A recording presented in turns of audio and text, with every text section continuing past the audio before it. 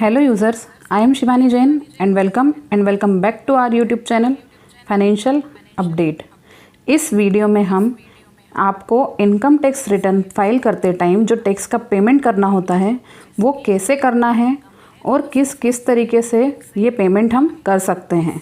इसके मैं आपको 3 तरीके बताऊंगी कि आपको कैसे पेमेंट करना है। इसमें सबसे पहले आप incometax.government.in की साइट पर जाएंगे।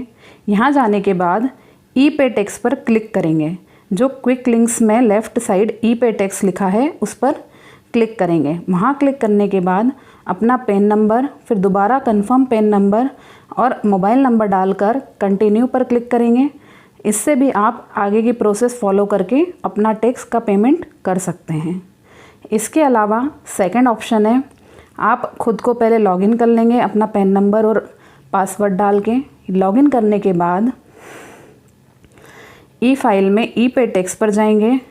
यहाँ से भी आप अपने टैक्स का पेमेंट कर सकते हैं। यहाँ पे हमें ऑप्शन दिखेंगे सेव ड्राफ्ट्स, जनरेट चालान्स और पेमेंट हिस्ट्री। अगर आपने कोई ड्राफ्ट पहले से बना के सेव कर रखा है तो वो यहाँ दिखेगा। अगर आपको कोई नया चालान जनरेट करना है तो जनरेट चालान में दिखेगा। और अगर आपने पहले से ही पेमेंट कर रखा है तो पेमेंट हिस्ट्री में उसका चालान डाउनलोडेड के लिए हमें अवेलेबल रहेगा। इसके बाद जैसे हम किसी का रिटर्न फाइल करते हैं तो रिटर्न फाइल करने में हमें आखिरी में ऑप्शन दिखता है पे टैक्स। जब हम पूरी डिटेल फॉर्म में डाल देते हैं, डालने के बाद लास्ट में जब हम जैसे प्रोसीड करते हैं तो प्रोसीड करते टाइम या तो हमें दिखेगा कि हमें ज़ीरो पेमेंट करना है, या फिर दिखेगा हमारा रिफ़ंड है, या फिर दिखेगा कि हमें इनकम टैक्स का पेमेंट करना है। तो पेमेंट करने के लिए हम पे नाउ पर क्लिक करते हैं।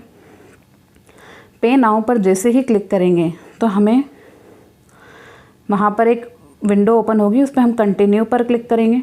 कंटिन्यू पर क्लिक करने के बाद हम जो भी मेथड है उससे पेमेंट कर देंगे तो हमारा पेमेंट हो चुका होगा। अब इसकी प्रोसेस हम यहाँ देखते हैं। अब इसमें इतनी तरह का यहाँ पे आगे सामने शो हो रहा है कि आपको किस हेड में पेमेंट करना है। तो हमें इनकम टैक्स के हेड में पेमेंट करना है, तो हम इनकम टैक्स वाले हेड में सेल्फ असेसमेंट टैक्स में प्रोसीड पर क्लिक करेंगे। प्रोसीड पर क्लिक करने के बाद असेसमेंट ईयर सेलेक्ट करेंगे। पहले असेसमेंट ईयर सबसे इम्पॉर्टेंट है, इसमें हमें ध्यान रखना है कि हमें इसमें क्या सिलेक्ट करना है। तो अभी हम असेसमेंट ईयर 23-24 मतलब करंट फाइनेंशियल ईयर 22-23 का रिटर्न फाइल कर रहे हैं, तो उसके लिए हमें वही सिलेक्ट करना है। अगर हम किसी और असेसमेंट ईयर को सिलेक्ट कर लेंगे तो फिर ये टैक्स उस ईयर के लिए पेमेंट हो जाएगा और हमें इस ईयर के लिए पेमेंट करना है, तो हमें पहले असेसमेंट ईयर पर ध्यान देना होगा। लेकिन अगर हम रिटर्न बनाते टाइम जब हमें पेमेंट की लायबिलिटी आती है और हम वहाँ से टैक्स पे करते हैं तो वहाँ से बहुत सारी इन्फॉर्मेशन अपने आप ऑटो फिल हो जाती है। तो हमें इस चीज़ पर दिमाग नहीं लगाना होता कि हमें यहाँ पर क्या फिल करना है या क्या नहीं करना है। इसके बाद हम टाइप ऑफ पेमेंट में माइनर हेड में सेल्फ असेसमेंट टैक्स सिलेक्ट करेंगे।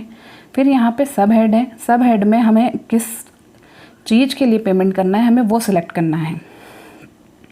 तो हम टैक्स में 1000 का पेमेंट जैसे कर रहे हैं तो हम टैक्स में 1000 लिख देंगे। कंटिन्यू पर क्लिक करेंगे।